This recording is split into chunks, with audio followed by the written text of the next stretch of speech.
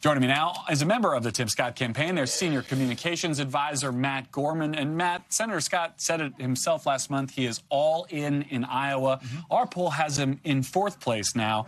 Can any amount of a more aggressive Tim Scott turn the battleship in the Hawkeye state? Well, I think we'll see. We feel confident. I mean, Garrett, you remember back in the day, we had Rick Perry, Michelle Bachmann, Newt Gingrich leading the Iowa polls, and folks like Ted Cruz and other like Rick Santorum, who ended up winning, were in the single digits as well. So that's true. A lot of time between now and then. We feel good. We love going to Iowa. Now, when I think aggressive and combative, I don't think Tim Scott, though. What? I feel like this... No, I mean, it's not how he is. I cover him in Congress, too. Like, this is an uncomfortable position for him to be in, to have to start throwing some of his own punches on stage. How does he do that as the guy who is kind of run as the, moderate's not the right word, but sort of like calmer conservative in this field? Well, what I would say is optimistic, but that doesn't mean there won't be policy contrast. We saw that at the last debate between Nikki Haley, Vivek Ramaswamy, and look, as you saw with the memo earlier today, look, Ron and Nikki, it'll be a slugfest, but what are some kind of differentiations between us and them? And we believe that we can be the candidate who can win. And also, unlike either of them, Donald Trump didn't make our political careers. So I wouldn't expect to hear some more of that later tonight.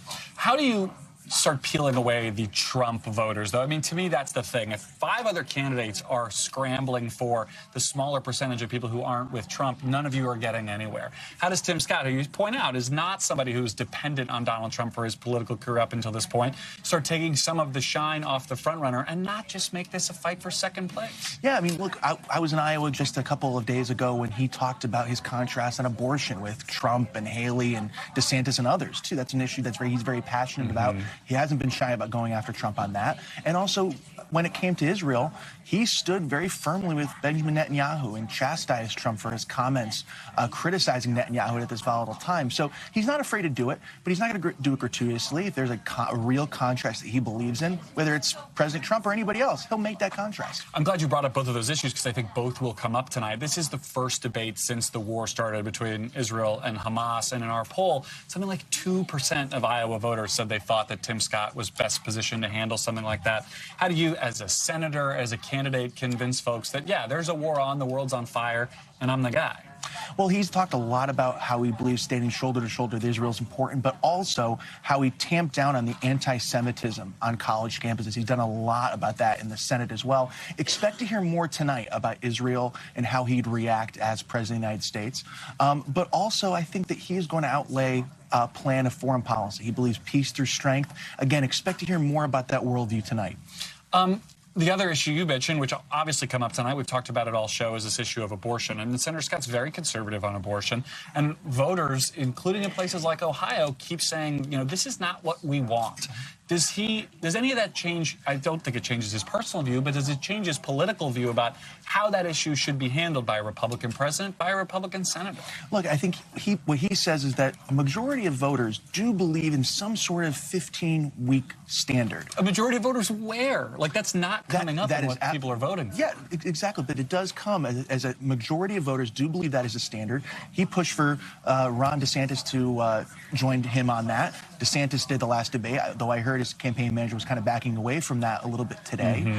And he believes that this issue is personal for him. It's beyond politics. And look, when you talk about extreme, you have Democrats, California, Illinois, and New York want to push for abortion up into the day of birth. So a 15-week standard would stop that in a place where it's broadly popular. He still thinks a 15-week national standard is policy that he can win on. Yes.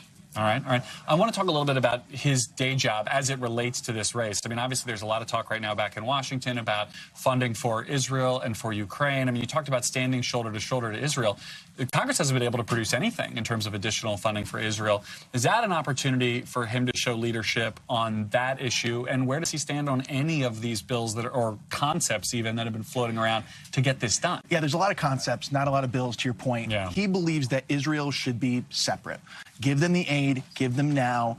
Look, he is a supporter of making sure that Ukraine has the assets they need to degrade the Russian military. But that's a separate issue. He believes getting the assets to Israel, getting them quickly and as soon as possible is important. He believes they should be separate, though. But to your point, no bills, I believe, yet that have come about. Not in the Senate. Yeah. How did you avoid, as a senator, getting caught up in the backwash of people who just don't think Congress can get anything done? He's one guy. Yeah. But how do you stay out of that sort of like undertow of ineffectiveness when you're out here making your case? You know, look, I think he's not been shy about talking about his record. He talks about how he wrote the tax reform bill, the personal side of it, which brought single moms a tax cut, families a tax cut. But also, he's very well known for passing what's called opportunity zones, which brought private investment into some of the most impoverished areas in the country, which really helped anti-poverty across the country. I just think the old McCain line about Congress's approval rating is basically so low, it's like family members and paid staff. A very difficult thing to deal with. Matt Gorman, thank you for your time on all this. We got to leave it there. Thanks for watching. Stay updated about breaking news and top stories on the NBC News app or follow us on social media.